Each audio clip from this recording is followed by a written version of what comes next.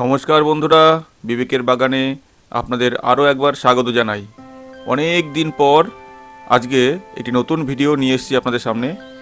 আজকের ভিডিওর বিষয় হলো কিচেন গার্ডেনে কলমি শাক চাষ করার খুঁটিনাটি বিষয় নিয়ে।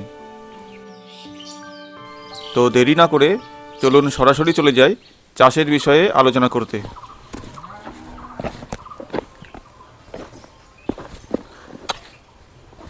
প্রথমেই আগে মাটিগুলো কুপিয়ে নেব।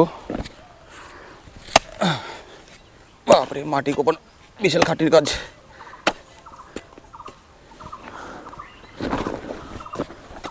এই জায়গাটা যেখানে কোপাচ্ছি এখন, এর আগে এখানে ব্রকলি ছিল, ব্রকলি লাগিয়েছিলাম। ব্রকলিগুলো উঠে গেছে, এখন ব্রকলি তুলে দিয়ে এখানে কলমি শাক লাগাবো।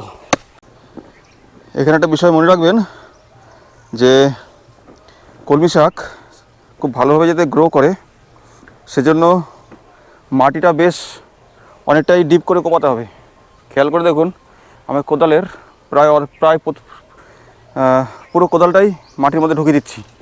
জোরে করে কোপ মারতে হবে। দেখুন, পুরো কোদালটা ঢুকে গেছে ভেতরে, দিয়ে মাটিটা বেশ গভীর করে কোপাতে হবে যাতে কলমি শাকের রুট ভালোভাবে গ্রো করে। এমনিতে খুব সহজে কলমি শাক হয়ে যায়, কিন্তু বাপরে গাছের শিকড় মনে হচ্ছে। এখানে একটা গাছের শিকড় আছে, বাপরে কত বড় শিকড়। টেনে তুলতে হবে এটাকে।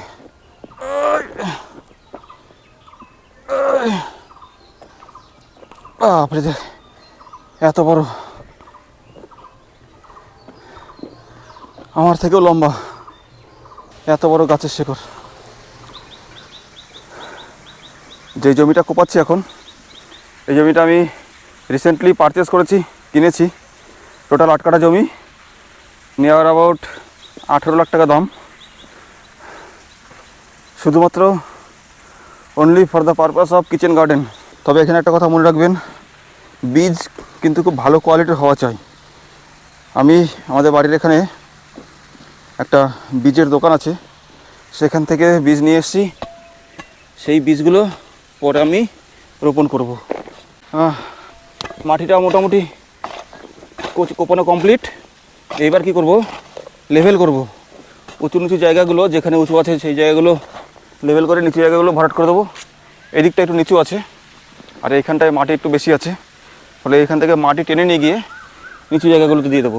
মোটামুটি যতটা সম্ভব মাটিটাকে সমান করে নেওয়ার চেষ্টা করব। তারপরে মাটি কোপানো হয়ে গেছে, এখন লেভেলিংয়ের কাজ চলছে এবং সেই সঙ্গে যতটা সম্ভব মাটিগুলোকে আরও বেশি ছোটো ছোটো করে ঝুরঝুরি করে নেব। এমনভাবে লেভেল করব যাতে জল সব জায়গায় ইউনিফর্মলি ডিস্ট্রিবিউশন হয়। অর্থাৎ যখন জল দেবো মাটিতে, এক জায়গায় বেশি এক জায়গায় কম বা এক জায়গায় জল বেঁধে থাকা, এই জিনিসটা যেন না হয়, সব জায়গায় ছড়িয়ে পড়বে জল। সেইভাবে মোটামুটি জমিটাকে লেভেল করে নেব এবং সেই সঙ্গে মাটির যে বড় বড় চাকাগুলো, ঢেলাগুলো, সেইগুলোকে ভেঙে ছোটো ছোটো করে দেবো। ওকে, ডান, সি ইউ নেক্সট।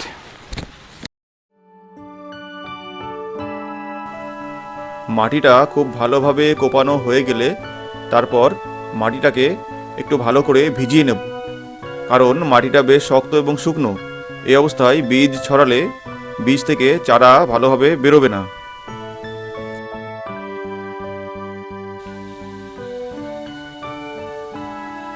দেখুন, মাটিটা কোপানো, লেভেলিং করা এবং ভিজিয়ে 2 দিন ফেলে রাখার পর এই অবস্থায় এসে পৌঁছেছে। এই মাটিতেই আমি বীজ ছড়িয়ে দেব।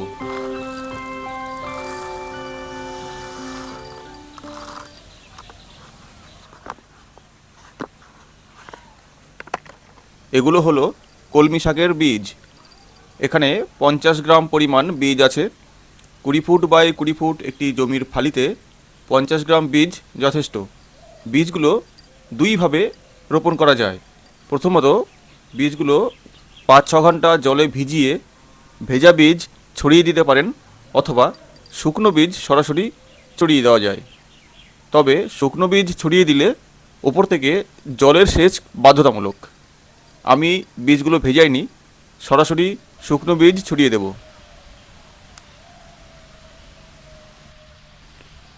বীজগুলো খুব সুন্দরভাবে এবং সমানভাবে পুরো জমিতে ছড়িয়ে দিতে হবে।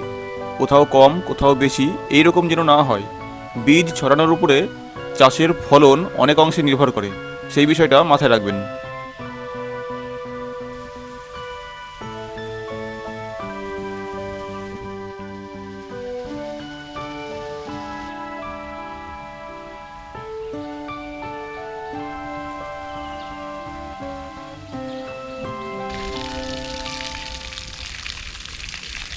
মাটিতে বীজ ছড়িয়ে দেওয়ার পর একদিন ফেলে রেখেছিলাম। একদিন পর ওপর থেকে জলের সেচ করতে হবে এবং কিছুদিনের মধ্যেই বীজ থেকে চারা বেরিয়ে আসবে।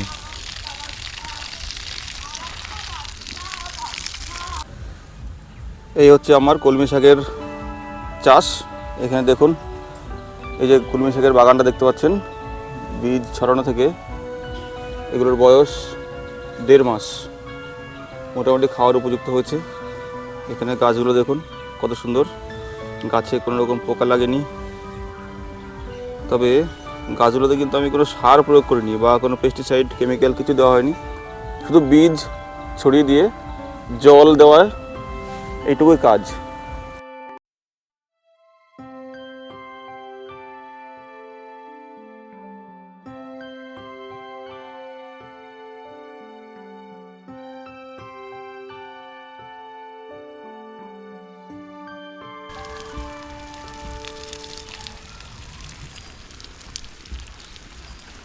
নির্দিষ্ট সময়ান্তর কলমি শাকে পর্যাপ্ত পরিমাণ জলসেচ ভীষণ প্রয়োজন।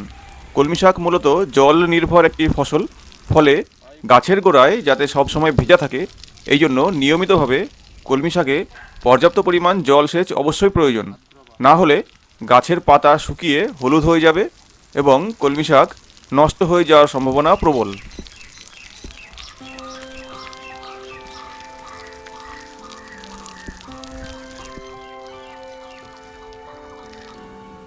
দেখুন, এই হচ্ছে কলমি শাকের গাছ।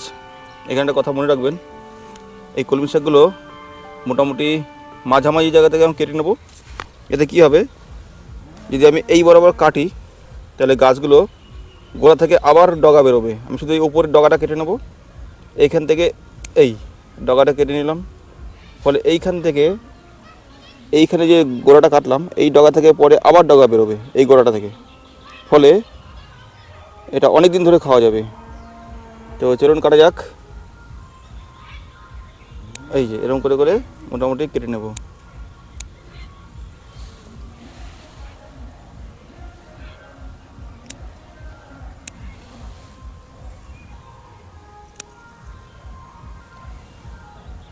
গতকাল জল দেওয়া হয়েছে, ফলে পাতাগুলোতে বেশ মাটি কাদা কাদা লেগে আছে। দেখুন এইভাবে কাটছি।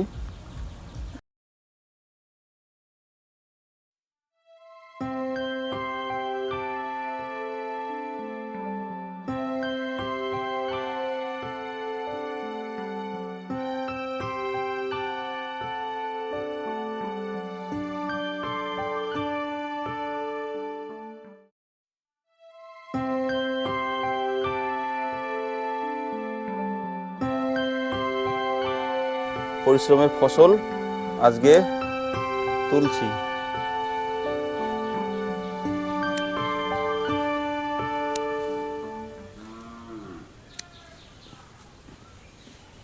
তো দেখুন, এই যে এইখানে দেখছেন এই গোড়াটা আমি কেটেছি, এখানে উপর থেকে কেটে নিয়েছি। নিচে এই যে আবার এখান থেকে কিছু ডগা বেরোবে, এই ডগাগুলো আবার বড় হবে, আবার এগুলো কাটা যাবে। ফলে কলমি শাকের গোড়া কখনোই তোলা উচিত নয়।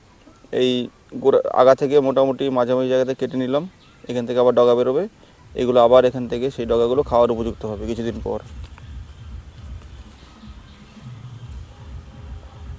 এতটা শাক কেটেছি, আরও কিছুটা কাটবো।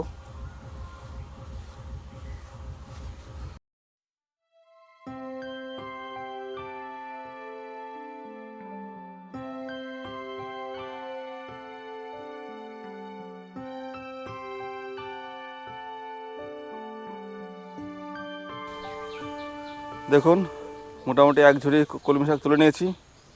পেছনে বেগুনের গাছ আছে, ওখান থেকে বেগুন তুলব 2-4টে। বেগুন দিয়ে কলমি শাক দিয়ে আগামীকাল একটি ঘন্ট হবে। তো বন্ধুরা, দেখলেন কলমি শাক চাষের কিছু খুঁটিনাটি বিষয়। আশা করি ভিডিওটি আপনাদের ভালো লেগেছে, ইনফরমেটিভ মনে হয়েছে। যদি ভালো লেগে থাকে আমার চ্যানেলটিকে সাবস্ক্রাইব করবেন, লাইক ও শেয়ার করবেন, এবং যদি কোনো কোশ্চেন থাকে কমেন্ট বক্সে লিখবেন, আমি যথাসম্ভব উত্তর দেওয়ার চেষ্টা করব। এবং শেষে বলি, আপনারাও কিচেন গার্ডেন করুন, অর্গানিক চাষ করুন, ভালো খান এবং ভালো থাকুন। সব শেষে সকলকে অনেক অনেক শুভেচ্ছা ও অভিনন্দন জানাই। সকলে খুব ভালো থাকবেন। বাই।